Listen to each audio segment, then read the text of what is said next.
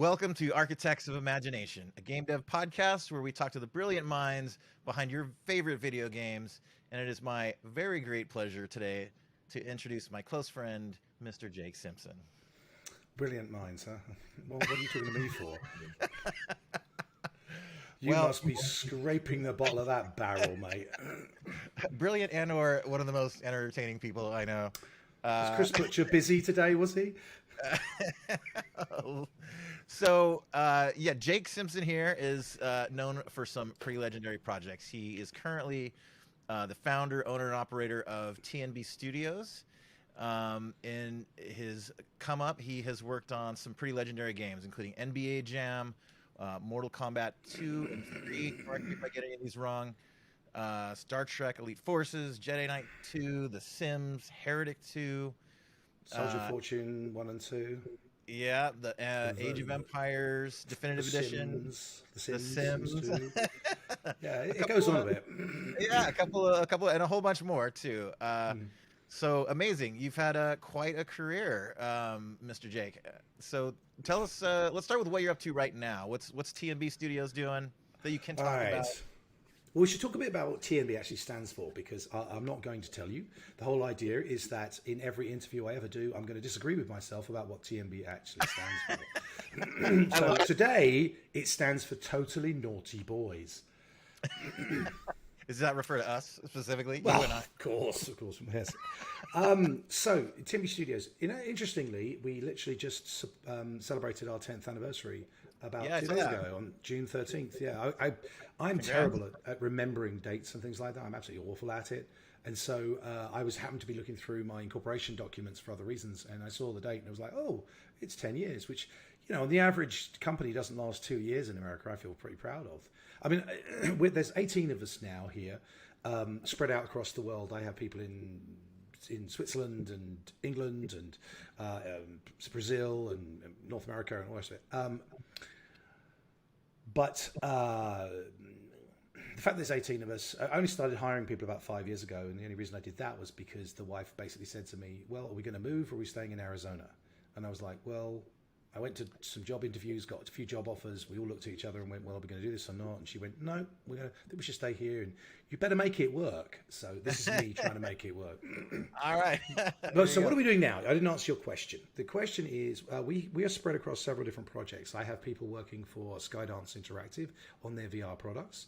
We have an internal project called Lassen's Loop, which I will talk a little bit more about in a minute.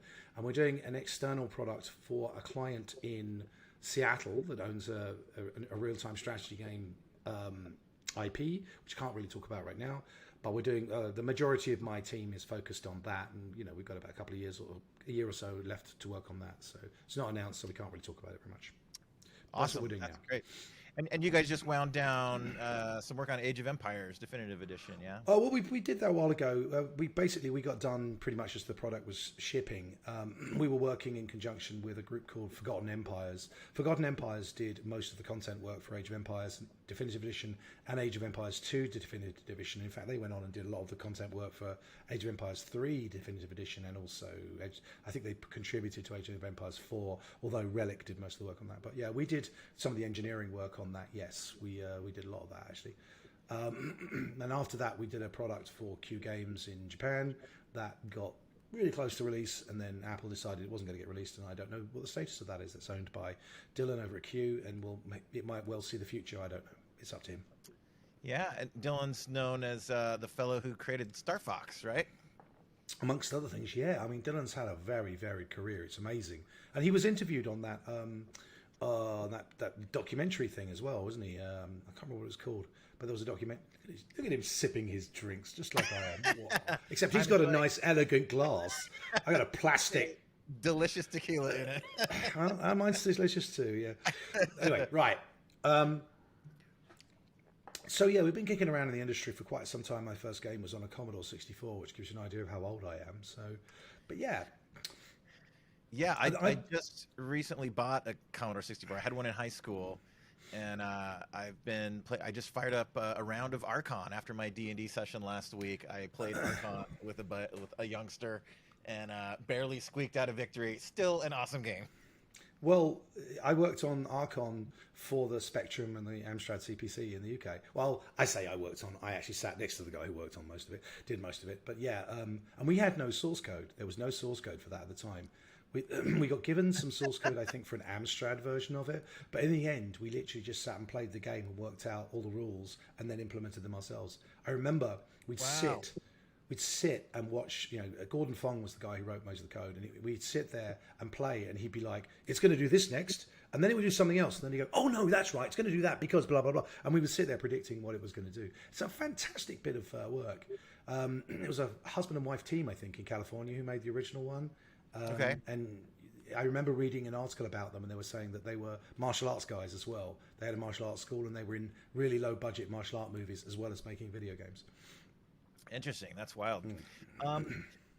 Talking about some of the earlier, I've been on a sort of vintage computer kick lately. I just bought an Intellivision that doesn't work. I'm trying to learn electronics so I can attempt to repair it. Let's see. Intellivision is interesting because originally, when that first came out, it was called a Sears game console, because Sears were the one who funded the first like 200,000 of them that were manufactured before Intellivision bought the name back and created their own version of it. But yeah, there is a version out there. I have one somewhere that is Really? yeah, it's like it's this beige. Looks like stucco. It's a beige stucco box, but it is an Intellivision. You can plug Intellivision cartridges in it, and it just works. But Yeah, I have some of those. I saw recently that there's one that's got the Sears branding on it. That's interesting. Yeah. I remember you come into my house in LA years ago, and my vintage console collection with the oh god, what was the first? Not the Magnavox Odyssey. What was the like late '70s one? I think that's it. Magnavox. Oh, it was a Magnavox Odyssey. Yeah, there was an Odyssey and Odyssey 2. I have an Odyssey Yep. 2.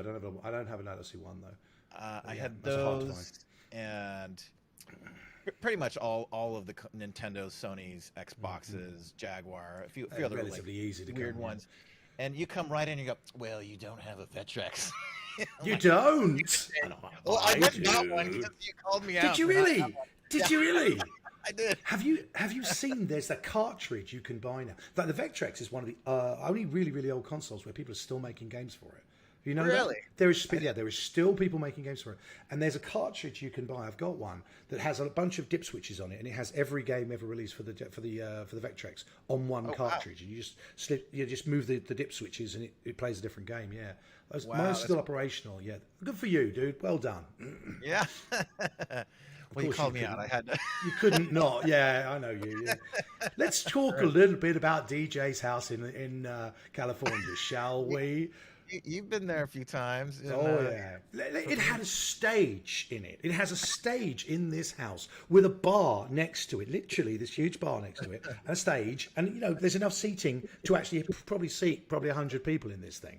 The only way you could make DJ's house more rock and roll than it actually was to put in a pool and drive a Rolls Royce into it. It's the most amazing house. There were suggestions that I do that at one point. I did not, in fact, get And a had a full great- oil over. And it had a great view of the valley too. Yeah, it did. It did. My one funny joke. My wife, when she moved in, she was bugging me. It gets hot there. Woodland Hills gets really hot, and she wanted me to put a pool in. Every year, and I didn't want the hassle. You gotta have a pool guy. It gets murky, and you gotta clean it, and I don't know. But we saw this thing where you could get cargo containers like put in with one side plexiglass, so like people driving by the hillside would see up into you swimming. I'm like, oh, that's kind of cool. But I just kept saying no. And so one summer, I came home from work. She's like, well, you're not getting a pool, so we did this. And I went out back, and she had bought a blow-up pool. And put it out there, and we had so much fun in it that summer. Now we just buy a blow-up pool every summer. Sounds like Elsa, yeah. I imagine the plexi-sided container, that could be a bit worrisome when you're skinny dipping. And you would. I know you would. Maybe, I don't know. Maybe. Oh, Anyway, let's get back to games. Okay, so why don't we rewind a little bit? Let's go back to your early days, midway. So you're programming on Commodore 64. And I did some How Amiga did work you as well. how did you transition? So you did some Archon for the Armstrad. Is that the name of it? Amstrad, the Amstrad CPC, and the Sinclair Spectrum. This was years and years ago. I was working for a company called Linsoft in Maidstone in Kent. I was doing a Commodore 64 version of Arkanoid. We had contracted with Firebird to do Arkanoid, and Firebird at the time, Arkanoid was in a lawsuit between Taito and Atari because it was basically Breakout, right? It was jazzed up Breakout, that's what it was. And Atari sued them, and we thought Atari was going to win. So we went to Firebird. Firebird went to Atari, and Atari said, "Yeah, absolutely. When you win, you can do this." So we did it. We built this thing, and then Atari lost, which was unexpected, but whatever. And so Ocean ended up doing a version of Arkanoid themselves. It was okay. It wasn't as good as mine, but it was okay. And that was upsetting. And we went on from that to we were working on Live and Let Die, James Bond. At the time, Domark had the James Bond license, and we'd been commissioned to do Live and Let Die. I was the one who designed it. It was a boat race most of the time, it's that kind of stuff. And we got about 3/4 of the way through that, and then Domark decided to switch it to a different company, and my company just basically went away. It just completely dissolved. And I got really, really angry. I remember being at the Commodore show and yelling and getting into a yelling match with Dominic Strachan. So the two people of Domark was Dominic Strachan and Mark Wheatley. They were partners, and I got into a shouting match at the Commodore show about it. I was really pissed off. And then I said, right, that's it, sod it, I'm walking away. I am not doing any more games. Fuck this is stupid.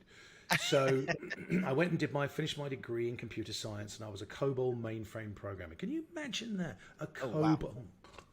Oh, wow. I had to wear a suit and a tie every day. Oh man. I ended up coming out to America in '91, and I came out as a COBOL mainframe programmer. And I only intended to stay for a couple of years, and then of course I met my wife to be, and we decided, if we're going to stick around, if I want to stick around, we get married. The moment, literally the week after I got my green card, I had a job interview at Midway because I knew time to get back to games. Let's go back to games, right? Midway at the time, they were just at the end of development of the Terminator 2 arcade game. Mortal Kombat hadn't come along yet. Emi Jam hadn't come along yet. And I rock up there. There's probably 30 people in the department at the time, the video department. We were right at the back from the pinball factory. You had to walk all the way through the pinball factory to get to this little scrappy video department at the back, run by George Petro at the time. And I had to do 7 interviews. I had to interview with every person in the video department because the thinking was you don't know who you're going to end up with. The teams would chop and change and people would move from one team to another. So you had to be basically having a thumbs up by everybody. So I did 7 interviews before I got the job. And then I walked in and we started working on Judge Dredd, which was interesting. There was 4 of us working on it. The Judge Dredd, it never got finished. It was one of my eternal regrets that we didn't finish it. It's out there on MAME. You can find it. Because we actually even got to the point of putting games out on test. And the reason we didn't finish it was because at the time we just had Mortal Kombat come out and we just had NBA Jam come out, and both of them were earning money in unprecedented amounts. I mean, it was just money was flooding in for the operators. And we put our game out as a story game rather than a skills game, and we weren't earning the same kind of money. And I remember the team looking at each other and going, "Why are we even going to bother finishing this? What's the point? We're not going to make the same kind of money as them." Everyone was so enamored with the amounts of money that NBA Jam and Mortal Kombat were making that there was this interior feeling of, well, if you can't make that kind of money, why are you bothering? So we didn't finish it, and it's to my eternal shame. We were probably a month off finishing the bloody thing, but we never did. We put 4 games out on test. The ROMs are out there, like I said. You can actually download the ROMs and play it. My wife is in there. She's in the I played it recently. I was at a store where I was trying to buy a main arcade game, and I was like, oh, they have Judge Dredd. So I brought it up, and I'm just playing it. And then I remember, oh yeah, there's Kath walking by with a minute. She's walking a miniature Goro. Right, it's Goro, little tiny Goro. She's walking. I love it. You guys already have the graphics for it. Yeah, slap it in there. My wife made it into one of my video games. Maybe I don't know if I should tell this one or not. Little Easter egg. Did she get shot? No, She is so on Modern Warfare 3. There is a decrepit Vegas level that's all overrun by sand, Doesn't and you know when you start well. That doesn't start well. The way you use the word decrepit and your wife in the same sentence is not a good thing. But keep going. so you know when you walk around Vegas and they hand out those cards to you on the corner that have strippers. Oh on them? my god! So the wind affects the sand and debris flying through the air. So there's these little stripper cards that fly through the air. One of them is my wife. You freeze frame just right. Yeah. Not nude or anything. I was going to say I have a spare room you can stay in when she finds out about this. Okay, you know, you can come live with me. She's stoked that she made it into the game. Two questions so far on the stuff you just said. One is, what was the COBOL mainframe job that you came to the States for? And two, was Ed Boon in your interview? Was he already at Midway when you? Yeah, no. Ed Boon was originally in pinball. He wrote the Black Knight 2000, I think it was, pinball machine. Oh yeah.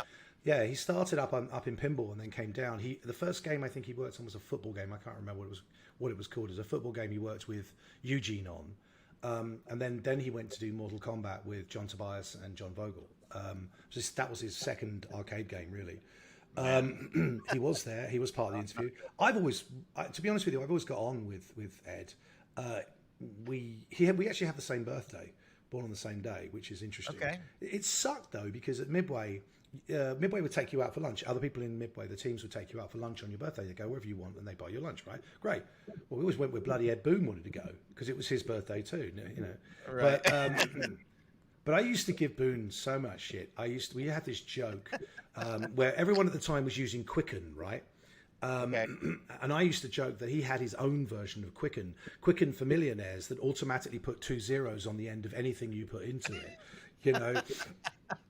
And then when, like, you know, then when he went off and formed Nether Realms or Nether Regions, as I call it, but wait, I shouldn't, that's a bit rude, but Nether Realms, I used to joke that he'd gone up from Quicken for millionaires to Quicken for billionaires.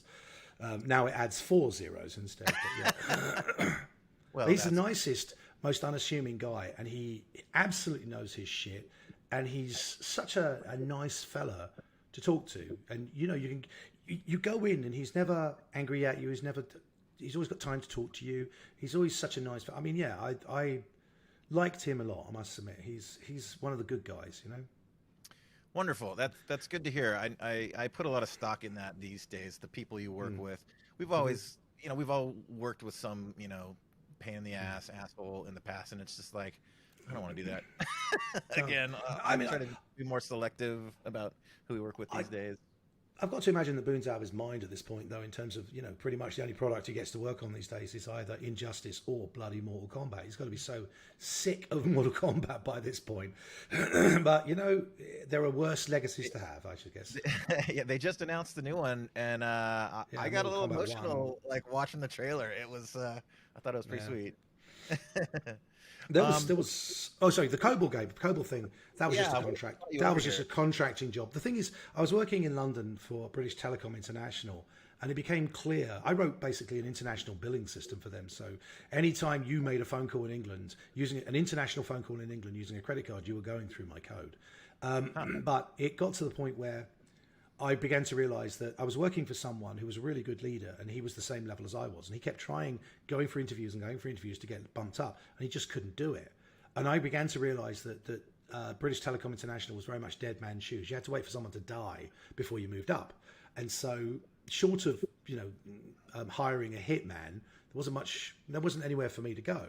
So I started looking around, and I remember answering one ad in the newspaper about going to America, and I just thought, I wonder if I could get the job. And the next thing I know, I've got a stamp in my passport, I've got a ticket on British Airways. I guess I'm going to Chicago, and that's how it happened. All right, the rest is history. I remember you have told me privately in the past about an Easter egg in the early Mortal Kombat. I don't know, 1 or 2. We probably shouldn't reveal here and now. Boone would be upset. Boone would be upset. We never understood when the PC version of it came out how people didn't really find it, but whatever. Yeah, yeah. So, There were NBA lots of Jam. stories at the time. There was one story like when Kano, for example, like rips the heart out of your chest. Originally, you know, he holds it up, right? Rips it out and holds it up but he was supposed to eat it. That's actually what he did originally, but we didn't have enough frames. There wasn't enough space for frames, and Ed was constantly cutting out frames to try and make, you know, fit us into the 16 megs of RAM we had. That's all we had on those arcade machines. So yeah. Anyway, there are other stories which I won't go into. So cannibalism. That's where cannibalism got cut. Nice. NBA Jam. That's a pretty legendary game too. I remember that from the arcade as a young man. Can you talk about Big Head mode? That was a bug.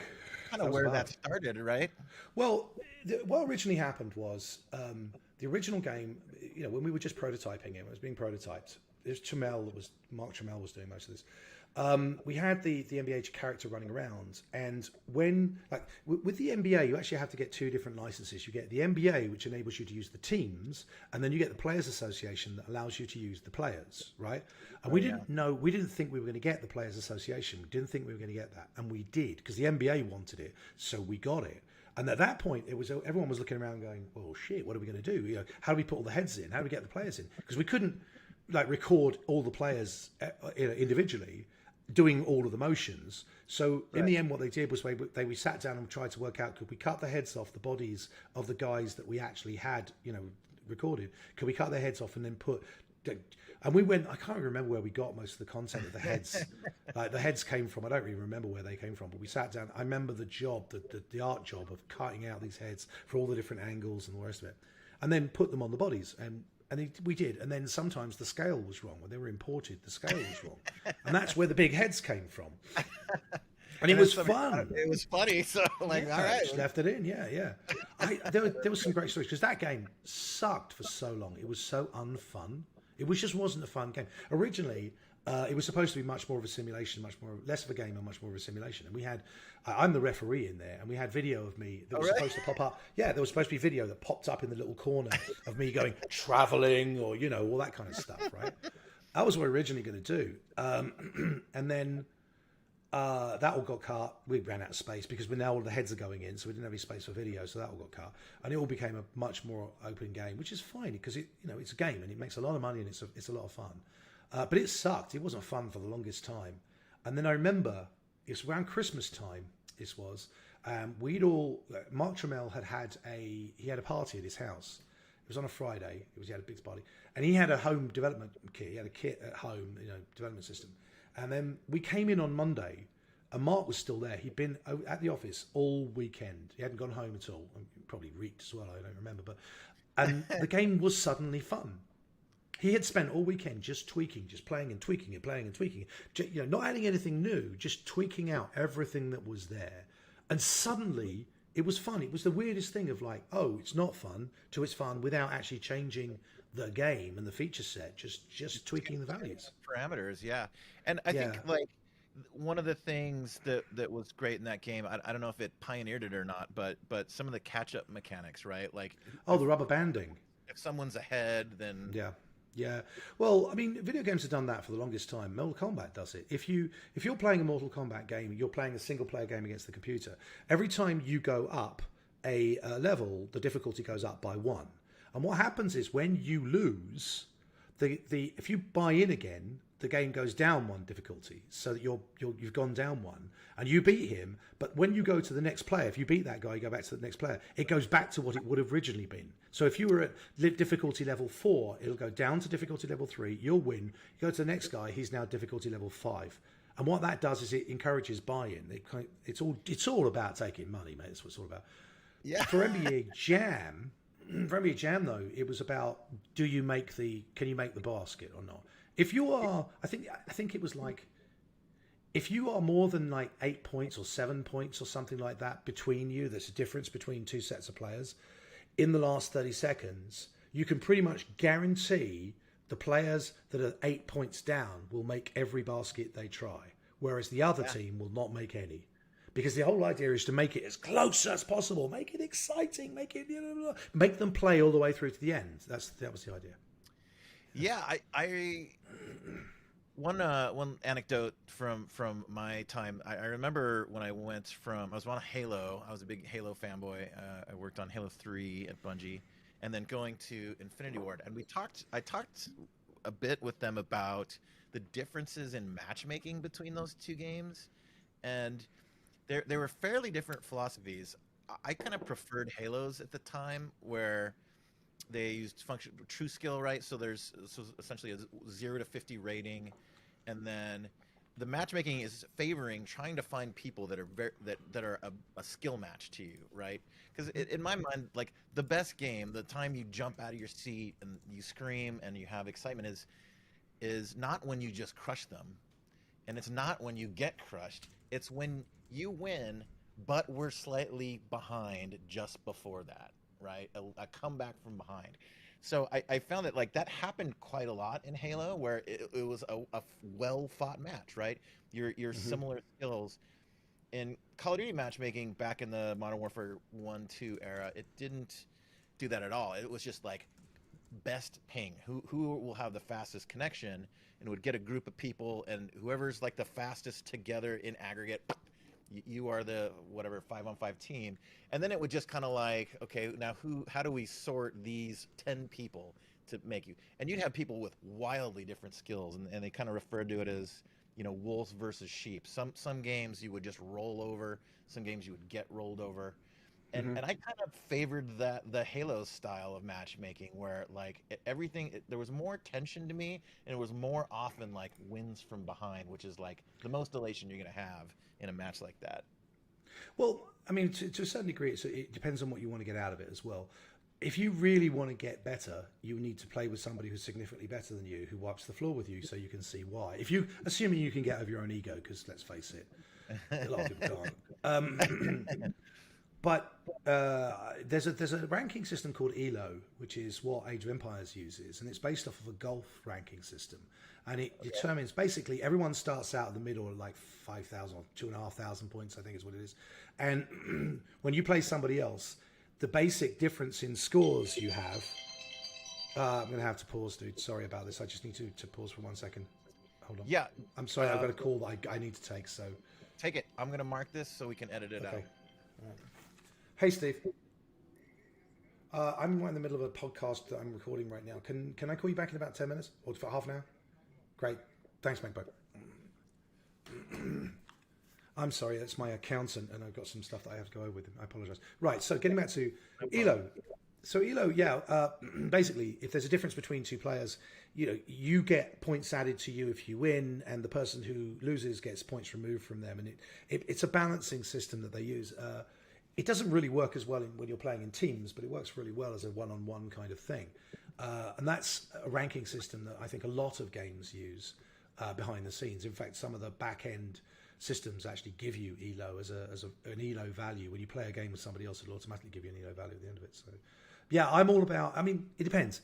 If I want to just have a friendly game, I want someone who's as comparable to me as I can get. But if I want to learn... It's in the same thing as martial arts. If you get on a belt, if you're a white belt and you get on a mat with a black belt, you're going to be thrown all over the place, but you will learn. Yeah. Yeah. Let's talk about so after Midway, did you end up at EA next, or where'd you go from there? Raven. Or was that Raven? Raven up in Madison, down in Wisconsin. Yeah. What was your first game with them? Heretic 2. That was what I was hired for. Heretic 2 was probably one of the best development experiences of my life, to be honest with you. The team there was about 25 people, and it was great. We did a complete game in 11 months from start to finish. You could never do that today. You just couldn't. We made a complete game in 20. It was a third-person game with mostly melee, but with some fantasy, some magical weapons, that kind of thing. We built it, and we hit the exact date we said we were going to hit. We put it out. It was, and then three days later, Half-Life released, which just went squashed us completely. When it's like, I mean, Half-Life was a better game. It's hard to argue that Half-Life wasn't a better game, because it was.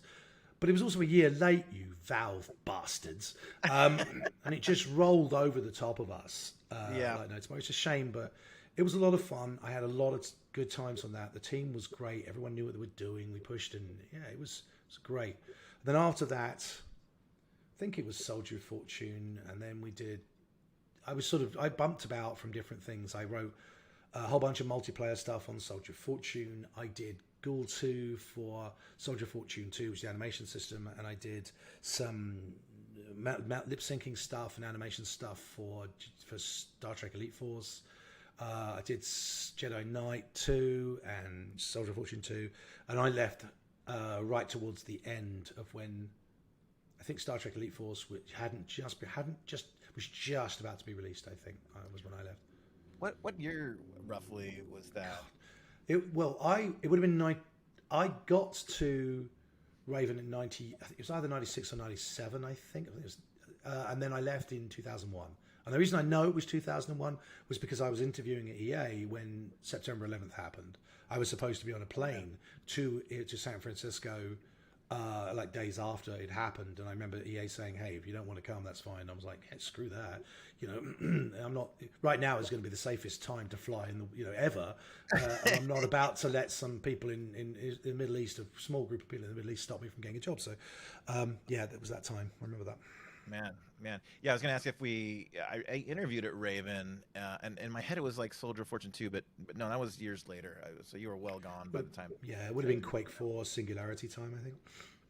Yeah, a good bunch. They were for a group that's in the middle of bloody nowhere and very hard for them to acquire veteran talent. They are a very successful studio. They're doing a lot of Call of Duty work right now, as you know, a lot of Call of Duty content work. So it's a shame that they're not doing original stuff, frankly, because they are good. I mean, Singularity apart. True, yeah. Or they were working on Wolverine when I was interviewing there in 2008. I ended up at Infinity Ward instead, and then came to work with those guys anyway. Ended up working with them anyway, yeah.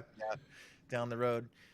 So you interviewed at EA. You got the job. You end up on The Sims. Well, I got the job. I was interviewed originally for The Sims 2. Then for some reason, I got told, no, you can't work on Sims 2, and I don't remember what it was. There was a reason I couldn't. And so then I got interviewed for SimCity 4, and I bullshitted my way through whatever I did. I got the job offer, and then in between the time of me starting on getting to San Francisco and starting, I got moved across onto Sims 2. So I was like, yeah, okay, great, let's do that then. So that's what I did. Awesome. I did 3 months. I did 3 months on the original Sims, where I was working on an expansion pack because they wanted me to get used to using the tools that I was going to be manipulating and changing and expanding. So I actually did a lot of work on Sims Vacation. Okay, nice. Yeah. You didn't overlap Bruce Wilkie, did you? Oh, yeah. Oh, really? Yeah, I know Bruce, yeah. Where did I work with Bruce? He's a Blizzard. He's a Blizzard. He works a lot of work on Overwatch. Yeah, I remember he had me. I got to do when I was in Infinity Ward. I got to do a sister studio tour. They took me and I met Bruce there. Where did we work together? Was it Wild Tangent? I think up in Seattle. Probably. He ended up Blizzard. I ended Infinity Ward, and he showed me like I got to see a very early build of Overwatch when it was an MMO game. It was like a cartoony sci-fi MMO game, like originally. And he had done the sort of the character avatar creator for Sims 4, maybe. Yeah. No, Sims 4. I don't think because I know. Yeah, Sims 3 would have been because a lot of the Sims 2 team left after Sims 2 because it was a bit of a death march towards the end, and none of us really wanted to be dragged onto the expansion packs, right? So the expansion packs were a particularly weird situation. As a team, you were expected to produce at least 2 of these things a year. So you were in crunch mode twice a year, but you would only get a bonus once every 2 years. So you were crunching a lot more than regular teams were, but you weren't getting the bonuses that you were getting a bonus once in a while. It sucked, and that's why a lot of the Sims 2 team quit and went off to do other things, or within EA. I went off to the console group in EA. And what's really weird though is that quite a lot of the Sims 2 team reformed for Sims 4. There's a lot of original Sims 2 people on Sims 4. Yeah, I was quite surprised at that. I played the hell out of The Sims 1 and 2 with my girlfriend at the time when I was living in Seattle, and I was excited for Sims Online, and I don't know, it just didn't grab me. Every Friday afternoon, the entire Maxis group was told, right, Friday afternoons, you would play Sims Online. And I remember Gordon Walton, one of the producers, running through the studio, like with a laptop. He had a Dell laptop that was almost surgically attached to his hand. How he never dropped it, I don't know. But he would never walk. He would always run. He would always be running through the studio. But I remember they had sold a whole bunch of licensing for Sims Online. McDonald's was one of them, right? Okay. You could go to McDonald's and get food. And I remember, I think it was BJ West, I think, was the artist at the time who was told go away and build a McDonald's in Sims Online, and he point blank refused to do it. It's like, yeah, I'm not doing that. I'm not doing it. Just refuse. Fire me if you want. I'm not doing it. But the Sims Online, it was one of these weird things. It could never understood what it wanted to be. It was because The Sims itself does not lend itself to a massively multiplayer social environment of that nature. You'd think it would, but it doesn't. And it became clear really fast that people didn't know what to do with it. It's a bit like Second Life. I mean, I did 2 years on Second Life, and it's one of those things where even having worked on it for 2 years, I still don't understand what it's for. But yeah. Just kind of fucking around and yeah. I mean, there's a certain degree of that. I feel the same way about Minecraft, but Minecraft that has a better reward cycle, activity reward loop than say Second Life, and certainly that Sims Online did. But it's a very strange idea. But at the time, EA wanted online presence, and they thought this was the way to do it. So, speaking of Minecraft, like I've been just out of curiosity watching a bunch of computer science videos and like how do these CPU things work exactly, and it's amazing to see what kind of like functional CPUs people make inside of Minecraft. Somebody built a 6502. Yeah, somebody built a 6502 in there, and I'm like, what? While it's terrific that you can do that, and that Minecraft is Turing complete enough that you can build something like that, which is amazing. Let's be clear, it is. Why? I don't get why. Why would you spend your time doing that? What a strange thing to do. I don't quite understand that, but whatever. That's another Everyone's one. Different. A fellow built RAM in Minecraft. There's like, here's 16K of RAM with just tons of stuff all stacked together. What are you going to do with it? Can play some Spectrum games? I mean, what? I mean, back to The Sims. Do you have any fun anecdotes for us? Any fun stories? Oh, you already told me I'm not allowed to tell some of the stories I want to tell. You can talk about the story, just maybe not phrase it. All right, so here's a great one. So the original, one of the first objects that we built in Sims 2 was the hot tub. Okay. And the reason for it was because the hot tub had a whole bunch of, we were planning on a whole bunch of new features for Sims 2 that weren't there in Sims 1. The ability to interrupt an activity, an interaction, right? When a Sim is interacting with something, you're stuck in that interaction until the interaction is completed. The idea was you could actually insert other interactions into an existing one. So get in the hot tub was interaction, and then get out and get everyone some drinks, and then come back was a sort of an interrupting interaction. So it was a subclass of interaction. There was a new idea. And there was a whole bunch of things. It was multiple people. It wasn't just one sim or two sims. You could have up to 4 sims sitting in the hot tub, and it had all of the things that we needed to test out our new systems we were building. So it was the first thing we built. And I remember right at the very end of the project when we were finishing, there's a thing called Sims Whoopee, right? I don't know if you know what Sims Whoopee is, but it's Rumpy Pumpy, basically. It's Sims Rumpy Pumpy. And usually it's done in a bed, and what happens is, the Sims disappear under the covers. And then and lots of like, ooh, yeah, blah, blah, blah, blah, blah, blah. But they can also do whoopee in the hot tub too. Okay. Right? But only 2 of the Sims could do it. So I put a bug into Jira right towards the end of the product that said, look, when the Sims are doing whoopee, there is no join interaction. And this bug went all the way up to the executive producer, to Lucy, Bradshaw, who's the executive producer, went all the way up to her and then came back to me with a comment saying, declined, not enough time for animations. I love it. So The Sims is missing threesomes, not because EA didn't want to do it, but because they didn't want to spend the time making the animations for it. Nice. Okay, that is awesome.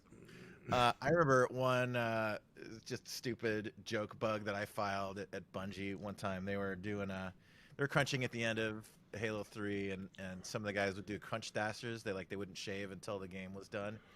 And my boss Steve had his crunch stash, and I filed a bug against it. I bugged Steve's the repro steps were walk over to Steve's desk, have strange feelings inside.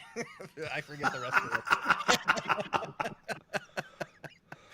And that bug got passed all over the studio, and everyone added fucking extra repro steps and comments. Yeah, that's when game does fun. Kind of fun. You got to have those kinds of fun, because when you're crunching and there's shit going on and everyone's tired and irritable and the rest of it, you got to have a sense of humor. That's the time to have it. Now, I have to ask you a question. I know she asked you, but I have to ask you a question about this, because I've heard this story repeated multiple times, and I want to know if it's true. All right. I think it was Halo 2. Halo 2 was the one with the Forge, I think, the first time they allow you to build stuff in there, whatever. Originally, I heard tell that there was going to be a clan patch system, whereby if you were a member of a clan in Halo, you could upload your own patch that was on the side shoulder, that appeared on the shoulder of all of the clan members to identify them. So it's an image, that, low resolution image you can put on site. My understanding of the story is that when this feature was introduced, when it was still in development, there was a group of people at Bungie who immediately put purple penises as their clan image. Right, the Times penis was like that, right? And so immediately on that happening, the feature was removed, because if you can't even trust the development team not to abuse it, God knows what people out in the world were going to do. Is that a true story? I heard. I don't know, actually. I wasn't there for Halo 2, so that was a little before my time. A couple of funny anecdotes I remember from the Bungie days. One was they bought the building next door. This was back when they were in Kirkland, which was the coolest office. And I think they were moving test over that building and one or two other departments. So they were just carrying, just stuff from the office, computers and crates, and some of the props that were around. So Master Chief's sniper rifle was one of them. That's like comically, that is like correct to scale for a 9-foot tall chief, right? So you've got like a 6-foot, 7-foot long sniper rifle, and somebody just walked that up the sidewalk of Kirkland. Oh, Nino. Yeah. The SWAT team was called. They're like, oh god, that's a dope. That's funny how off. That's not my only similar story to that too. I remember our man Bowling. He was the community manager at Infinity Ward back in the day. And after Modern Warfare 2, they built Ghost, like life-size statues of Ghost for like promotion, put in like GameStops kind of like around the world. And they built like 30 of them or something. And they didn't have anything to do with them, so they offered us, the devs, like if you wanted one to take home, it was like just pay for, it was like $3,000 or something. And a bunch of the guys bought them. Bowling went on to start another company. And the story goes, I haven't heard this firsthand from him, but the story goes that he had it in their lobby, and it's like, ski mask, skull on it, M16, like the whole like military camo. And they had installed a new security system or something, and Bowling like tested the button or something, and then immediately realized oh shit, it was in my the panic switch button, because game companies get like bomb threats a lot. Like we go through bomb threat training and all kinds of stuff, and so he sent everyone home, and I think I heard, I don't know how accurate this story is, but the word I heard was, he kind of got on the ground when the police arrived, and they look through the blinds and see this guy with a ghost. So, like, it was a bad scene. I could imagine. I mean, you're going to get done for wasting police time at the end of the day for that.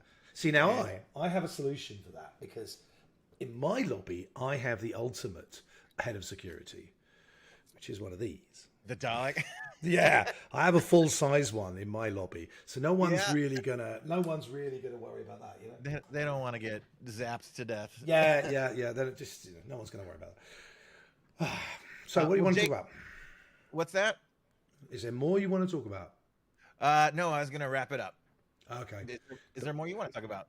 Well, there was, there's the Second Life experience. That was quite a fun company 2.0, as I call them. There's other stories. We can do it another time. Okay, that sounds good. Right on. With that, thank you very much for being on the show. This has been Architects of Imagination. It's been a pleasure to have you on, Jake. Thanks very much. I'd like to thank our executive producer, Martika Ibarra, and our editor, Robert Meyer-Burnett, the whole Architects of Imagination team. Check out this on wherever good podcasts are found and on YouTube, and we'll see you next time.